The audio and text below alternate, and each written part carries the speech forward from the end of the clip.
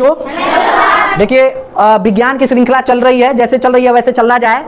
अभी हम बायोटेक्नोलॉजी की तरफ हैं, जिसमें हम मानव कार्यकी ये सभी चीजें पढ़ रहे हैं। मानव कार्यकी से ही प्रश्न उठाए जाते हैं। उसके बाद हम लोग कुछ भूगोल की फिजिक्स में कुछ आ जाएंगे, जिसमें मूल मात्रकों के बारे में दे दिया जाएगा, उस पर चर्चा करेंगे। फिर हम लोग कुछ रसायन शास्त्र से संबंधित द्रव्य के बारे में समझ लेंगे, वो प्रश्न आएंगे। वो धीरे धीरे हम लोग चल रहे हैं एक साथ, अभी 2 महीने का समय है, लेकिन मैं सोच रहा हूं कि साथ ही साथ आपका मॉडल टेस्ट पेपर में अच्छा नंबर आए, एक विश्वास पैदा हो अपने ऊपर। तो इसलिए भूगोल और इतिहास और पॉलिटी, ये 3 सेक्शन को भी अब हम टच कर रहे हैं। धीरे धीरे चलेंगे, आधे घंटे का लगभग वीडियो दिया जाएगा। और ये सारे पार्ट, साइंस को हम ब्रॉडली तरीके से ले रहे हैं, लेकिन ये सारे पार्ट जो होंगे आपके एग्जाम पॉइंट ऑफ व्यू से तैयार किए जा रहे हैं, ठीक है ना, जो परीक्षा के लिए बहुत महत्वपूर्ण है, अन्य भी परीक्षाओं के लिए महत्वपूर्ण है। हम इसमें बहुत डीपली नहीं चलेंगे, अगर होगा तो समझा देंगे, समय रहेगा तो, लेकिन इसको हम परीक्षा की दृष्टि से ही केवल पढ़ रहे हैं, ठीक है। तो कम समय में अधिक सिलेबस को हम लोग क्लियर करेंगे, ठीक है। आपको अगर और अच्छा लगेगा भूगोल का, मैं कहता हूं कि जिस तरह से मैं विज्ञान पढ़ा रहा हूं उसी तरह से भूगोल भी पढ़ाऊंगा। एक बात याद रखना कि मुझे जहां तक लगता है, मैंने जितना अपने अध्ययन से जाना है, समस्त विषयों की उत्पत्ति भूगोल से हुई है, ठीक है। भूगोल ही समस्त विषयों की उत्पत्ति का कारण है, ठीक है। इसीलिए अगर किसी व्यक्ति को विज्ञान आ रहा है तो इसका मतलब उसे भूगोल आ ही रहा है। भूगोल नहीं आएगा ऐसा हो नहीं सकता है, क्योंकि भूगोल भी एक क्या है, सदृश्य से अदृश्य की समझ की ओर ले जाता है, तभी जाके वह एक अच्छा स्टूडेंट या अच्छा अध्यापक बन पाएगा। देखो आज के दौर में मेरे बच्चों, अब दौर बदल चुका है। अब तुम्हें पढ़ना है ऐसे कि पढ़ा सको। ये मत सोचना कि पढ़ के गए, परीक्षा पास कर लिए, हो जाएगा। पढ़ाने वाले सब लोग मिल जाएंगे, कहीं भी मिल जाएंगे, लेकिन समझाने वाले सब लोग। इसीलिए समझ के साथ पढ़ो, ताकि आने वाले भविष्य में तुम अपने लिए खुद रोजगार पैदा कर सको। अब पढ़ाई अगर कर लोगे बढ़िया से ना, तो कभी किसी के सामने हाथ नहीं फैलाना पड़ेगा। एक बात, नौकरी अगर नहीं लगेगी तो भी तुम अपना बेहतरीन जीवन गुजार सकते हो, बेहतरीन से बेहतरीन, ठीक है। इसीलिए समझ के साथ पढ़ो, टॉपिक्स को समझो, जाके एनालाइज करो क्या हुआ होगा। विज्ञान का ही मतलब कब क्यों कैसे नहीं है, इतिहास का ही मतलब कब क्यों कैसे नहीं है, भूगोल किसी भी विषय का कब क्यों कैसे, ठीक है। कैसे डेवलप करो, कहां नहीं, कैसे डेवलप करो। सर जी कैसे हुआ, सर जी कैसे ब्लड का थक्का जम गया, क्यों जमा, कहां जमा। हर एक प्रश्न को जब तक तुम क्रिएट नहीं करोगे अपने दिमाग में, तब तक तुम पढ़ नहीं रहे हो। कोई भी विषय हो, कोई भी किताब हो, अगर कोई भी स्टूडेंट कब क्यों कैसे डेवलप नहीं कर पा रहा है हर एक शब्द में, हर एक लाइन में, हर एक डेफिनेशन में, तो वह स्टूडेंट केवल कोरम पूरा कर रहा है परीक्षा पास करने के लिए, नौकरी पाने के लिए, स्वयं को डेवलप करने के लिए नहीं। अगर तुम बेहतर तरीके से पढ़ोगे तो यह 3 स्तंभ है कब क्यों कैसे का। इन 3 स्तंभ पे अगर खड़ा होकर तुम्हारी स्टडी का भवन बन रहा है, तुम्हारे पढ़ाई का किला तैयार हो रहा है, तो वो कभी गिरेगा नहीं। उस किला में कभी तुम गरीब नहीं हो सकते, लिख के ले लो, ठीक है। इसीलिए पढ़ो। मान लो तुम पढ़ने में बहुत अच्छे से पढ़ रहे हो, नौकरी नहीं लगी तो अपने गांव के बच्चों को पढ़ाओगे, अपनी आर्थिक स्थिति को बेहतर कर सकते हो, बहुत बड़े शहर में जाके पढ़ाओगे, ठीक है। इसीलिए अच्छे से पढ़ो। कैसे पढ़ो, अच्छे से।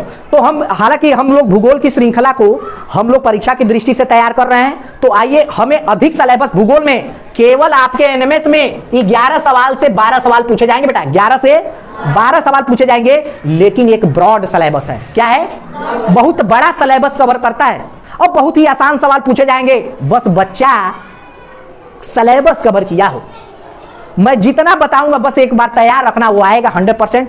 एक भी सवाल भूगोल का डिट्टो इधर से उधर नहीं होगा, ठीक है। आइए भूगोल की श्रृंखला में हम लोग क्या क्या कवर करेंगे। सबसे पहले भूगोल क्या है, क्या शुरू करेंगे बेटा, भूगोल क्या है, ठीक है। भूगोल क्या है, कौन इसके पिता है, भूगोल के बारे में समझेंगे, भूगोल के पार्ट्स समझेंगे, भौतिक भूगोल, जलवायु, भौतिक भूगोल और मानव भूगोल। 2 तरह के भूगोल होते हैं, भौतिक भूगोल और अन्य भी तरह के भूगोल हैं, लेकिन भौतिक और मानव भूगोल के अंदर ही सब कुछ रहेगा, ठीक है। तो भूगोल के बारे में हम समझ गए, समझ लेंगे। भूगोल की डेफिनेशन क्या है, भूगोल, भूगोल की शाखाएं क्या हैं, भूगोल के पिता कौन है, भूगोल की जितनी भी शाखाएं हैं उनके पिता क्या हैं, ये जान लिया जाएगा। और ये अंत में, ये पहले कभी नहीं पढ़ना है, ठीक है, ये पहले किताब में पहले दिया होता है, लेकिन हम स्टूडेंट्स कभी भी ये मत पहले पढ़ना, ठीक है, बोरिंग है। क्या है अगला? आओ हम अगला जो शुरू करेंगे वहां से शुरू करेंगे। अगला हम पढ़ेंगे ब्रह्मांड, ब्रह्मांड की उत्पत्ति, ब्रह्मांड की पूरी संरचना, संकल्पना, और उसमें साथ ही साथ हम पढ़ेंगे अपने सौर मंडल के बारे में। क्या पढ़ेंगे? और यहाँ खगोलीय पिंड भी जान लेंगे। क्या जान लेंगे बेटा? खगोलीय पिंड क्या होते हैं सब कुछ जान लिया जाएगा इसी में। किसमें? इसी में। तो पहला चैप्टर हमारा क्या, ये चैप्टर्स हैं, आप किताब छोड़ दीजिए, आप इस अनुसार तैयार करेंगे, ठीक है, हम इस अनुसार पढ़ेंगे। तो दूसरा चैप्टर क्या है? ब्रह्मांड, ब्रह्मांड की संकल्पना, संरचना, हमारा सौर मंडल और खगोलीय पिंड। इसमें हम लोग सब विधिवत तरीके से जानेंगे। अगला आइए पृथ्वी की, तीसरा चैप्टर जो होगा पृथ्वी की गतियां, क्या है हमारी पृथ्वी, वो हम इसमें जान जाएंगे। हमारे सौर मंडल में पृथ्वी की गति के बारे में जानेंगे, ठीक है। अभी ऊपर हम तुम्हें आज ब्रह्मांड में तैराएंगे, ठीक है। तो पृथ्वी की गतियां पहले हम तुम्हें ब्रह्मांड में फेंक दिए।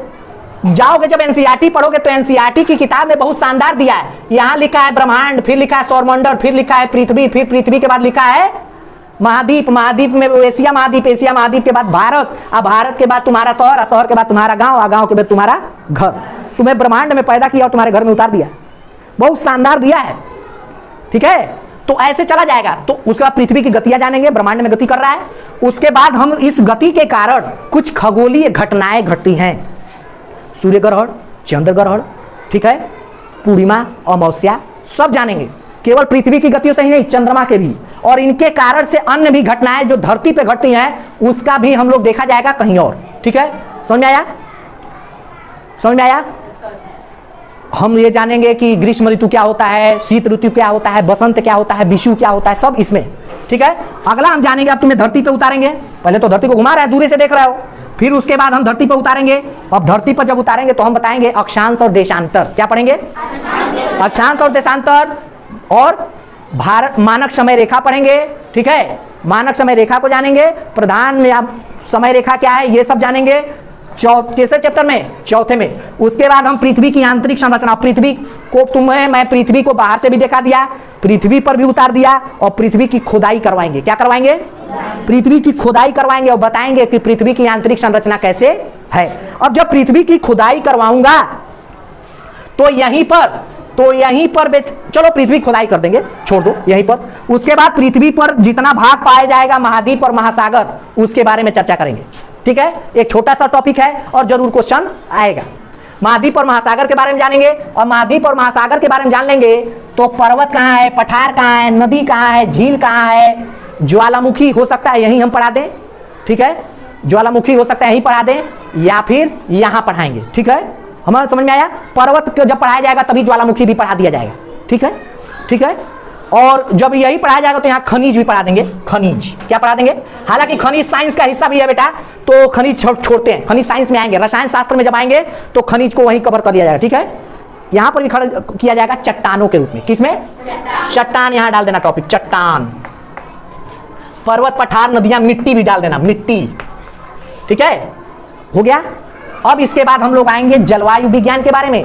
जलवायु विज्ञान में हम देखेंगे कि विभिन्न प्रकार के जलवायु प्रदेश जो हमारे अक्षांशीय विस्तार के आधार पर डिवीजन किए गए हैं और प्रकाश की उपलब्धता के आधार पर बांटे गए हैं, वह अक्षांशीय विभाजन जो हमारे जलवायु प्रदेश के रूप में जाने जाते हैं उसके बारे में जानेंगे। बहुत ईजी है, ठीक है।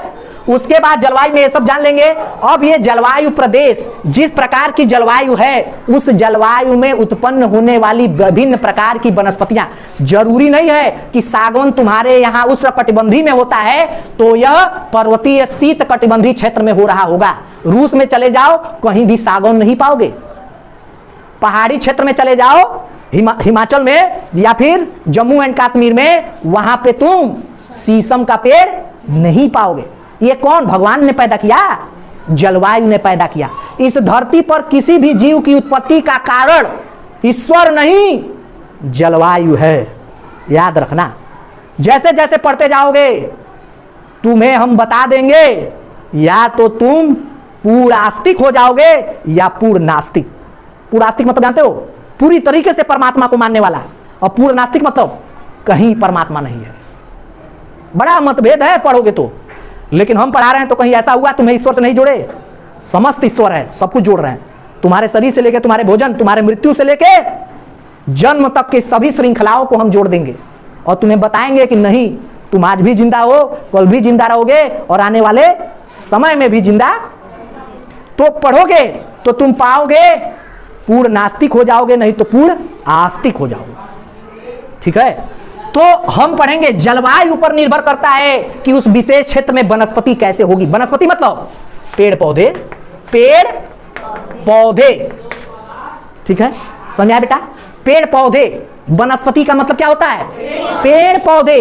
वनस्पति का मतलब पेड़ पौधे, और इसी पेड़ पौधे, इसी सभी चीजों में कौन रहता है? जीव रहता है। क्या रहता है? और वही पूछा जाता है कि बताओ भूटिया जनजाति कहां पाई जाती है?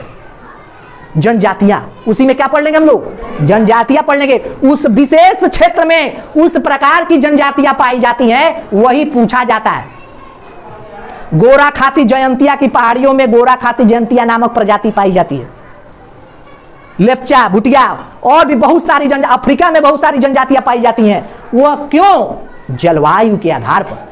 जलवायु के उस प्रकार की जनजातियां केवल उसी विशेष क्षेत्र में ही बच सकती हैं। इसीलिए उस विशेष क्षेत्र में पाए जाने के कारण उन लोगों को एक जनजातीय नाम दिया गया। वो कहीं और नहीं जाके बच सकते, वो विशेष जंगल में ही बसेंगे, क्योंकि उन्होंने उस जंगल में रहने वाले जीवों से आमना सामना करने का तरीका सीखा है।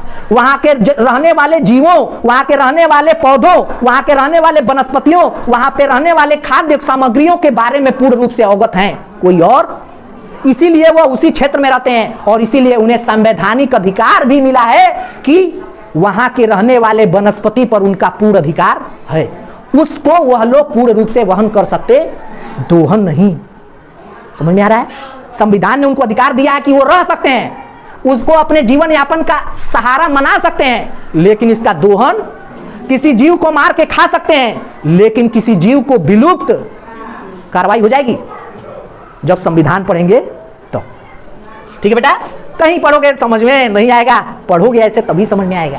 ठीक है, तो वनस्पतियों के बारे में जानना। वनस्पति का मतलब तुम समझ लोगे कि दवाई। वनस्पति मतलब, तो दवाई कैसे बनता है? पेड़ों से ही ना, पेड़ पौधे। वनस्पति मतलब बेटा, और वनस्पतियों पर कौन निर्भर करता है? जीव। कौन निर्भर करता है? वह विशेष प्रकार का जीव उस विशेष क्षेत्र में ही पाया जाएगा जिस विशेष क्षेत्र में वह विशेष वनस्पति पैदा हुई थी। अब शायद ऊपर से उड़ रहा हो तो वीडियो जाके सुनना, बार बार सुनना, मैं बहुत जल्दी जल्दी पढ़ा रहा हूं। ठीक है, आइए अगला हम पढ़ेंगे। हालांकि ये कहीं भी जोड़ सकते थे, लेकिन ये कम क्वेश्चंस आते हैं, 1 नंबर के क्वेश्चन आते हैं, तो हम लोग इसे पढ़ेंगे। पवनों के बारे में जानेंगे। क्या जानेंगे बेटा? इसी पवनों में हम लोग बहुत चीजें जान लेंगे। चक्रवात भी पढ़ लेंगे, साइक्लोन क्या होता है, मानसून क्या होता है। ठीक है बेटा? मानसून पूछता है ना, है? तो मानसून के बारे में, कैटरीना, बहुत सारी तरीके के चक्रवात आते हैं। ठीक है, मानसून पढ़ेंगे। भारत में एक बार गुजरात में मानसून आया था। ठीक है, मानसून जब नदियों का जल, जब सागर का जल अपने स्थान से बहुत ज्यादा ऊपर उठ जाए, मीन सी लेवल से बहुत ज्यादा ऊपर उठाए और तट की तरफ बहुत तेजी से बढ़े और विनाशकारी रूप धारण कर ले, तो उसे क्या कहते हैं? मानसून। क्या कहते हैं? वो बताए थे ना, एक आदमी क्या किया था, एक औरत मानसून में उसी में मर गई। वह मर गई थी तो उसके हाथ में बहुत कंगन था। ठीक है, तो क्या किया, वो कंगन निकाल रहा था, लोगों तो मर गई थी, तो कंगन निकाला था तो नहीं निकल रहा था, तो क्या किया, हाथ में काट के ले लिया। ठीक है, एक घटना थी उसकी। तो मानसून के बारे में पढ़ लिया जाएगा, चक्रवात के बारे में पढ़ लेंगे, पवनों के भी बारे में पढ़ेंगे, बहुत इंपॉर्टेंट टॉपिक है। उसके बाद महासागरीय तरंग के बारे में पढ़ेंगे कि महासागर में जो पवनें चलती हैं वह तरंगों के रूप में चलती हैं, और उनके बारे में चढ़ा जाएगा। यही हम पढ़ेंगे ज्वार भाटा। क्या पढ़ेंगे? ज्वार भाटा का कनेक्शन कहां से होगा, यहां पे जानेंगे। ठीक है बेटा? लेकिन पढ़ा जाएगा यहां पे, लिख लो। महासागरीय तरंग में ज्वारीय तरंगों के बारे में जा रहे हैं, ज्वार भाटा के बारे में जाना जाएगा। अगला आते हैं भारत का भूगोल। अब जो भी ये टॉपिक्स पढ़े हैं उसमें यहां से हम लोग भारत का भूगोल पढ़ेंगे। क्या पढ़ेंगे? भारत का पर्वत, पठार, नदी, झील। ठीक है, ऐड कर लेना, यही भारत के भूगोल में यहीं से ऐड कर लेना। नदी, पर्वत, पठार, भारत की जलवायु, भारत की वनस्पति, भारत की पवन। हालांकि ये उसी में कंसीडर कर लिया, मानसूनी पवन है। ठीक है ना? और बस, ठीक है ना, समझाया। उसके बाद हम लोग पढ़ेंगे मानव भूगोल। क्या पढ़ेंगे? मानव भूगोल। आपसे पूछा जा सकता है खेत क्या है जी, प्राकृतिक है कि मानव निर्मित है? खेत अब मैदान को अपने आवश्यकता अनुसार तैयार करना खेत कहलाता है। यह मानव निर्मित है, लेकिन मैदान प्राकृतिक है। जब पहाड़ी क्षेत्रों से नदियां अपने रास्ते से नदियां मलों को बहाकर आती हैं तो वो पठारी क्षेत्रों में पहुंचती हैं। पठारी क्षेत्रों से बहने के बाद वो मैदानी क्षेत्रों में आती हैं और मैदानी क्षेत्रों में आने कर यह सभी जो भी अपने द्वारा लाया गया मक है, जो भी अवशेष हैं, जो भी पत्थर है, वो सब कहाँ लाके जमा कर दिया जाता है? मैदानी भागों में। कहाँ लाके जमा कर दिया जाता है? मैदानी भागों में जमा कर दिया जाता है। और फिर उसके बाद महासागर आता है और महासागर के बाद क्या आता है? गर्त आता है। बना लेना, पर्वत, पठार, ये समझने की चीज। उसके बाद मैदान, उसके बाद नदी या महासागर, नदियां तो आ रही थी ना बेटा, महासागर, और उसके बाद लिखना गर्त। तुम मुझे बताओगे कि मेरियाना गर्त कहां है? अच्छा, ठीक है, गर्त ये बना लीजिएगा इस प्रकार से। तो कोई पूछ दे कि मैदानी भाग का निर्माण कैसे हुआ है, तो क्या बताओगे? नदियों द्वारा लाए गए पहाड़ों और पठारी क्षेत्रों से मलों से हुआ है, जो बहुत लंबे समय से क्या हो गई? तुम देखते होगे कि पहले मिट्टी इतनी थी, अब ऊंची होती जा रही है। अब क्या होती जा रही है? ऊंची होती जा रही है। मैदानी भाग ऊंचे होते जा रहे हैं। क्यों? क्योंकि पहाड़ी और पठारी भाग नीचे होते जा रहे हैं। तुम्हें पता होना चाहिए, आज जो दिल्ली देख रहे हो, दिल्ली पठार पर पहले था। कहा था? पठार पर था दिल्ली। आज वो क्या हो गया है? पूरी तरीके से मैदान हो गया। ठीक है। गोवर्धन की परिक्रमा की जाती थी। वो पहले गोवर्धन परिक्रमा तुमने कहानियों में सुना होगा कि वो क्या था? पर्वत था, पठार का रूप था। वो धीरे धीरे अपर्दन के कारण, इसको क्या कहा जाता है बेटा? अपर्दन। बहुत तरीके का होता है अपर्दन। अपर्दन के कारण घिस के कम हो गया, वायु के द्वारा, जल के द्वारा, कुछ धूप के द्वारा, बहुत तरीके पूछे, भौतिक अपर्दन, रासायनिक अपर्दन। अपर्दन के द्वारा क्या हो गया? ये घिस के क्या हो गए? फ्लैट हो गए और मैदानी भाग ऊंचे हो गए।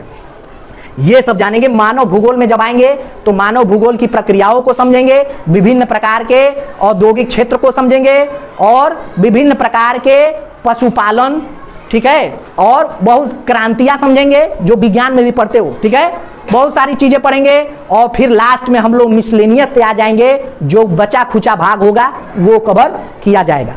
ठीक है। हाँ, तो देखिए बेटा, अब हम लोग आ रहे हैं जल्दी जल्दी कवर करने के ही उसमें। हम बोल दिए कि पहला जो चैप्टर है उसको छोड़ो, पहले दूसरे चैप्टर से शुरू करेंगे। क्या? ब्रह्मांड। ब्रह्मांड की उत्पत्ति, हमारा सौर मंडल, ठीक है, अन्य खगोलीय पिंड। आओ, तो हमारा यही चैप्टर का नाम है ब्रह्मांड की उत्पत्ति, हमारा सौर मंडल, अन्य खगोलीय पिंड। आइए, ब्रह्मांड की उत्पत्ति के संदर्भ में बहुत सारे लगभग 3 सिद्धांत दिए गए हैं। बिग बैंग सिद्धांत, साम्यावस्था सिद्धांत और दोलन सिद्धांत। ये आपसे नहीं पूछा जाएगा, लेकिन जो सबसे सौर्यमान्य सिद्धांत है, जो आपकी किताबों में भी वर्णित है, वह है बिग बैंग थ्योरी। क्या? Big bang. बैंग मतलब पटाख, मतलब धमाका। बैंग मतलब बहुत बड़ा धमाका, बहुत बड़ा। तो गाना है ना ऋतिक रोशन का, बैंग बैंग। तो उसी तरह समझ लो, बिग बैंग का सिद्धांत सबसे सौर्यमान्य सिद्धांत है, जो ब्रह्मांड की उत्पत्ति के बारे में बतलाता। आपसे यही पूछा जाएगा, ब्रह्मांड की उत्पत्ति से संबंधित सौर्यमान्य सिद्धांत का नाम क्या है? तो क्या बताएंगे? बिग बैंग, जिसको जॉर्ज लेमेंटेयर ने जिसकी व्याख्या की, जिसको बताया, और वेगनर ने उसकी क्या की? व्याख्या की। ठीक है, समझ आ गया? ये आपसे नहीं पूछेगा, ठीक है, लेकिन ये पूछेगा कि ब्रह्मांड की उत्पत्ति का सिद्धांत कौन सा है? तो बिग बैंग सिद्धांत।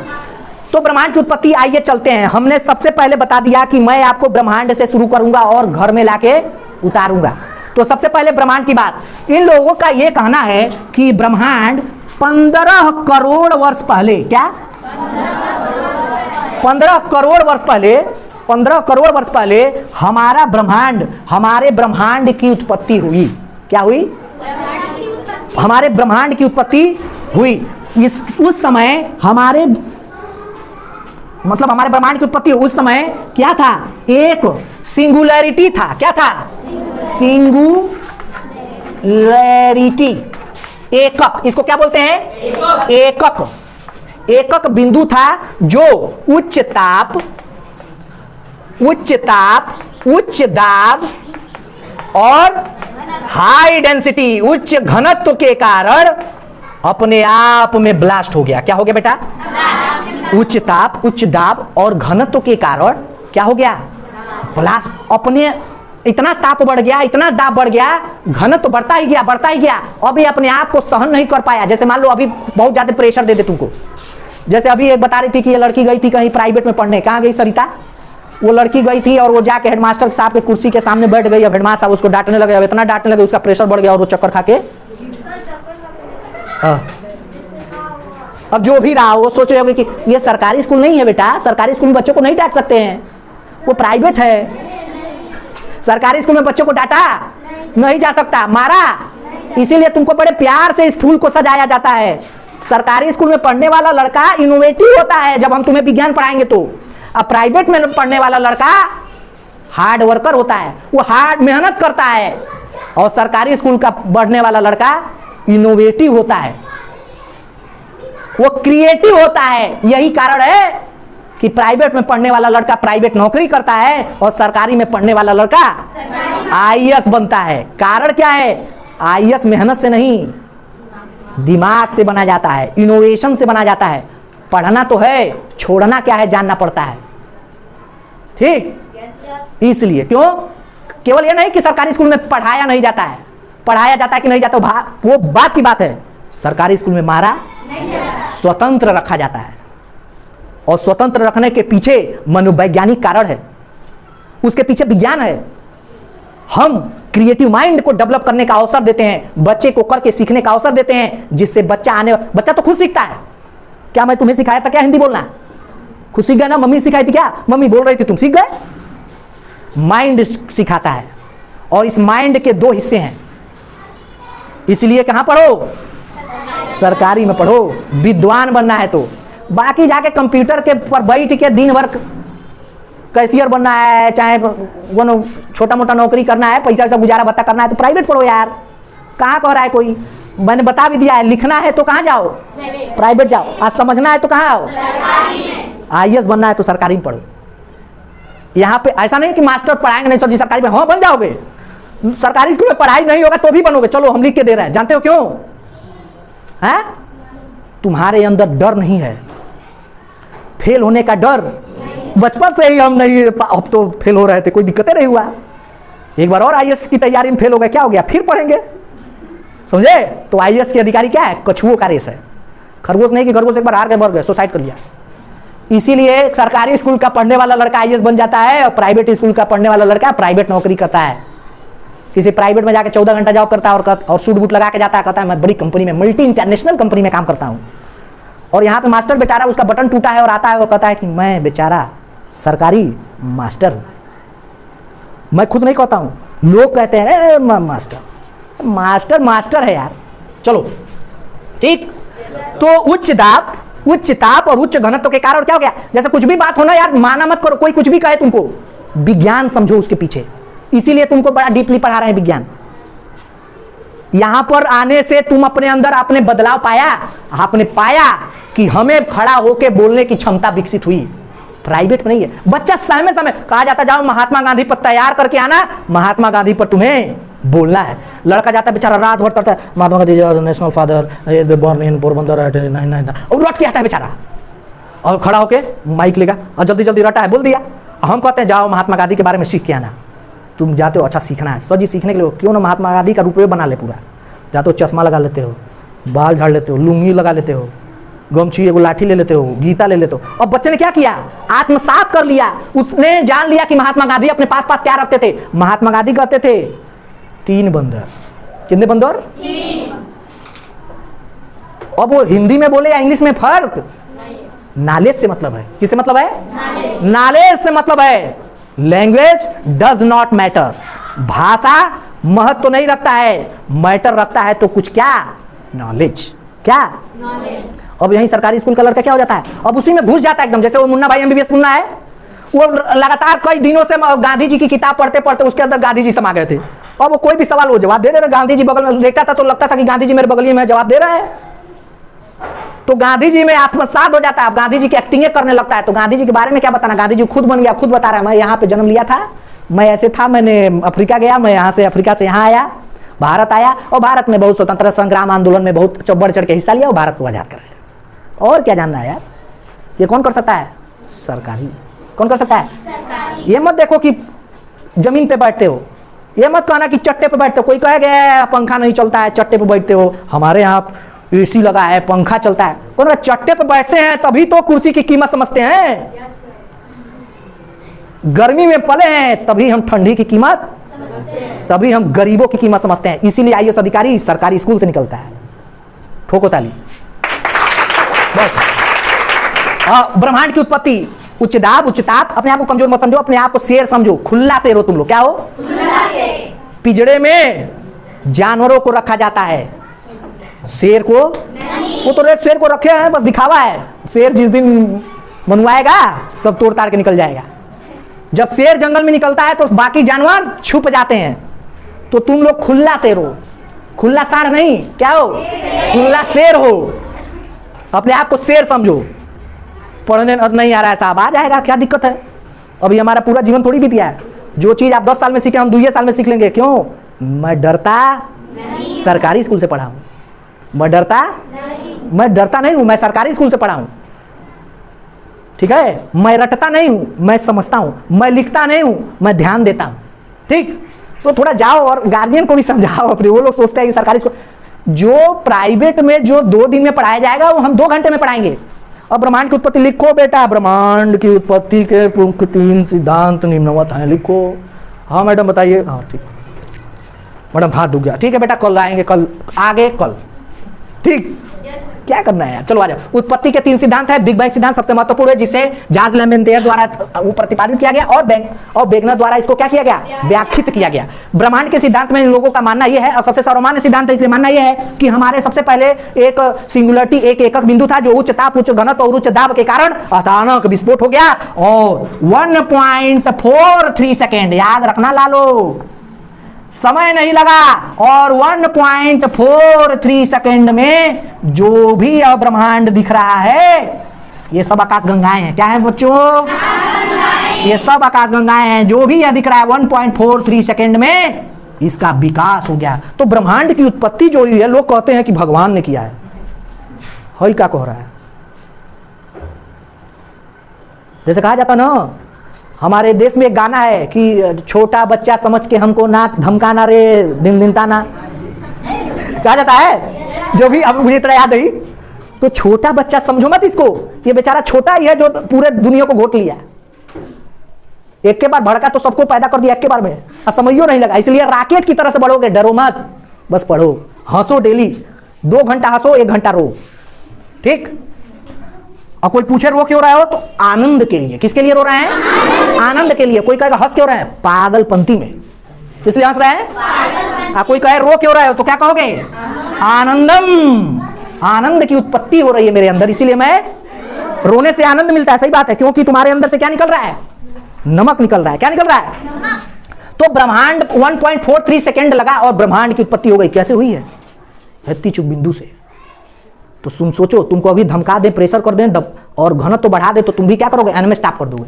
लेकिन हम कर प्यार से समझा सकते हैं क्योंकि मैं सरकारी मास्टर हैं। अब देखो, डॉपलर इफेक्ट ये कहता है, कहता नहीं है बेटा, फिर वैज्ञानिकों ने पाया कि जो ब्रह्मांड भैया आप लोग बताए हैं वो ब्रह्मांड तो फैल रहा है। क्या हो रहा है बेटा? फैल रहा है। और आकाशगंगाओं के बीच की दूरी बढ़ती जा रही है, बढ़ती जा रही है, बढ़ती जा रही है। हो न हो एक दिन ये पूरा ब्रह्मांड फैल कर फिर से ब्लास्ट होकर फिर से कहां घुस जाएगा। ठीक है? तो आकाशगंगाओं की दूरी क्या हो रही है? बढ़ती जा रही है। किस सिद्धांत से? Doppler effect. क्या कहा जाता है? डॉपलर प्रभाव कहा जाता है इसको। इससे डॉपलर साहब ने ढूंढा था। तो आकाशगंगाओं के बीच की दूरी बढ़ रही है। ठीक है? समझ में आया? समझ में आया? इसी को कहा जाता है रेड शिफ्ट। क्या बोला जाता है बेटा? रेड शिफ्ट की घटना कही जाती है। वायलेट शिफ्ट भी होता है। अगर वायलेट की तरफ बढ़ेगा तो दूरी कम। जैसे क्या होता है, ये क्या है? Doppler effect. सुनो, मान लो ये देखे हो श्रोता, ट्रेन है, तुम स्टेशन पे खड़े हो, घंटी बज रही है। मान लो ये ट्रेन के आगे लगी रहती है ना, एकदम सर पे ट्रेन के आगे। तो मान लो यहां पर मैं खड़ा हूं, ठीक है, ट्रेन मेरी तरफ आ रही है, मेरी तरफ आ रही है, इसकी आवाज मुझे यहां बहुत तेज लगेगी। जब पास आएगी तो क्या होगी? आवाज बहुत तेज सुनाई देगी। और लेकिन जैसे जैसे अब दूर जाने लगेगी तो आवाज मुझे क्या हो जाएगा? कम सुनाई देगी। ये ध्वनि की बात है। ये किसकी बात है? जैसे ट्रेन मान लो उधर खड़ी है, मार रही है कान में, तो लेकिन वहां जाके बजा रही तो बड़ा आनंद आ रहा है, दूर के ढोल सुहाने हैं। ठीक है, तो ये क्या है, डॉपलर इफेक्ट क्या देखा गया कि जो यह ध्वनि के तरंगों का जो प्रवाह आवृत्ति है वह वायलेट की तरफ, जब ध्वनि स्रोत की तरफ आ रही है तो यह क्या हो रहा है, वायलेट की तरफ बढ़ रहा है। किसकी तरफ बढ़ रहा है, वायलेट की तरफ। और जब यह ध्वनि श्रोता से दूर जा रही है, सुनने वाले से दूर जा रही है, तो वो रेड की तरफ बढ़ रहा है। किधर बढ़ रहा है बेटा, रेड की तरफ बढ़ रहा है, यह दूर जा रहा है। जब ट्रेन मुझसे दूर जा रहा है तो उधर किससे बढ़ रहा है, रेड शिफ्ट की घटना को ही डॉपलर इफेक्ट द्वारा समझाया गया और कहा गया कि दो आकाशगंगाओं के बीच की दूरी बढ़ रही है। इसका मतलब यह है हमारा ब्रह्मांड क्या हो रहा है, बढ़ता जा रहा है, बढ़ता जा रहा है, बढ़ता जा रहा है। और जब बढ़ता ही चला जाएगा तो क्या कम हो जाएगा, गुरुत्वाकर्षण। अब बताओ, अगर मास्टर न हो और तुम न हो यहां पे, जैसे मान लो गुरुत्वाकर्षण बल क्या है, हम यही हैं, तुम यही हो, सो नहीं सकते, बदमाशी नहीं कर सकते, मार नहीं रहे, फिर भी क्यों, एक बल है जो तुम्हें बांधे हुए है। मास्टर साहब ने देखो तुम्हें, मान लो हम घर चले गए, हम चले गए देवरिया, तुम रुक गए गोठा, अभी भी बल काम कर रहा है। कैसा, संवेदनशील बल। भाटिया सर कहे हैं पढ़ना है, नहीं हमको नहीं सुना है, पाप हो जाएगा। एक बल काम कर रहा है, संवेदनशील बल, बदमाशी नहीं कर रहा है। अब मान लो हमारे बीच कोनो बोले न रहे, क्या करिए, हम जाते नहीं खेले, नहीं पढ़ो किताब तो पटक के, तो ये बल नहीं रहा। तो बल का होना बहुत जरूरी है। जैसे गाय क्यों नहीं मारती है, क्योंकि उसके गर्दन में पगहा लगा हुआ है। क्या लगा हुआ है, अब बताओ, गाय तो आदमी से बहुत ज्यादा ताकतवर है ना, वो तो उठा के फेंक दे, लेकिन बेचारे के गर्दन में बस पगहा लग गया, वो पगहा बस पकड़ा है, खींच नहीं रहा है। और गाय बेचारी, नहीं मैं बंध चुकी हूं। क्या है, एक बल है। क्या है, तो सभी चीजें एक दूसरे से बधी हैं, लेकिन जैसे जैसे अब मान लो अभी मेरे सामने हो, बदमाशी करोगे, अब 100% बदमाशी नहीं करोगे। अभी मैं यहां से थोड़ा सा गेट के बाहर गया, 4% बदमाशी चलता है, मास्टर साहब देख नहीं रहे हैं। अब यहां से मैं देवरिया चला गया तो 40% बदमाशी चलता है। अब पता चला मैं परलोक सुधार गया तो 100% बदमाशी चल सकता है। लेकिन अगर किसी को मेरा बात याद रहेगा तो 20%, मतलब दूरी से क्या हो जाएगा, बल कम हो जाएगा और नजदीकी से बल बढ़ जाएगा। अभी मेरे आमने सामने हो तो क्या है, बल ताकतवर है, हिल डुल नहीं सकते, लेकिन अगर मैं दूर हो जाऊं तो बल कमजोर हो जाएगा। तो दूरी हो रही है तो क्या हो जाएगा बेटा, बल कमजोर होता चला जाएगा। समझ में आया, समझ में आया। यही था ब्रह्मांड की उत्पत्ति ऐसे हुई है 15 करोड़ वर्ष पूर्व। 15 करोड़ वर्ष पूर्व हमारे ब्रह्मांड की उत्पत्ति ऐसे हुई, जो किस सिद्धांत से समझाया गया, बिग बैंग सिद्धांत से। और प्रसार हो रहा है, तुम्हें क्वेश्चन पूछा जा सकता है कि ब्रह्मांड का प्रसार हो रहा है, यह कौन सा सिद्धांत बताता है। ठीक है, अब इसके बाद हम लोग जानेंगे ब्रह्मांड की उत्पत्ति में सब कुछ, आकाशगंगा के बारे में नेक्स्ट